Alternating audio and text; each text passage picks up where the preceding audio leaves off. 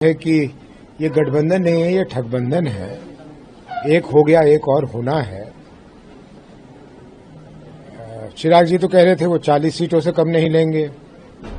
जीतन राम मांझी जी पता नहीं 2 दर्जन सीट मांग रहे थे। उपेंद्र जी जरूर कुछ चुपचाप थे। जेडीयू कह रही थी कि हम 114 से कम नहीं लेंगे।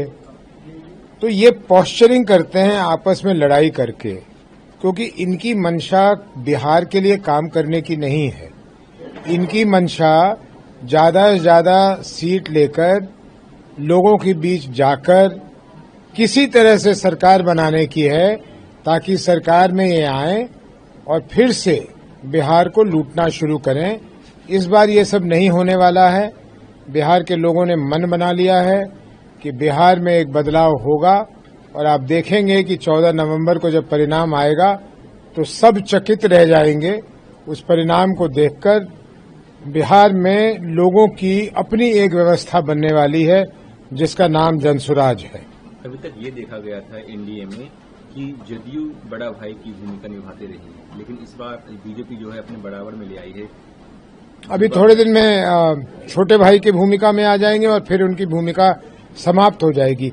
मुझे कहने में कोई इतराज नहीं है कैमरा पे कि जनता दल यूनाइटेड के वो अच्छे लोग जो विवादों से दूर हैं और जनता दल यूनाइटेड के साथ बहुत दिनों से रहे हैं, उन लोगों का हमारे पास ये खबर आ रहा है कि हम चुनाव तक नहीं अपनी पार्टी को छोड़ेंगे, क्योंकि हम बदनाम नहीं होना चाहते कि हम किसी लोभ लालच में गए हैं।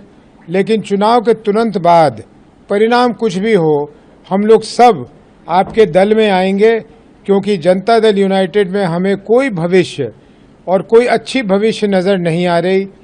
इसको जब तक नीतीश जी मानसिक और शारीरिक रूप से स्वस्थ थे, तब तक जो जनता दल यूनाइटेड की सोच विचार थी, कम से कम कहने को, करने को तो जो कर रहे थे वो लोग देख रहे थे। तो ये लोग कहते हैं कि वो सोच खत्म हो गई, वो विचार खत्म हो गया, वो नेता हमारा अब उस तरह का नेतृत्व नहीं कर पा रहा, इसलिए हम लोगों को यहाँ घुटन महसूस हो रही है।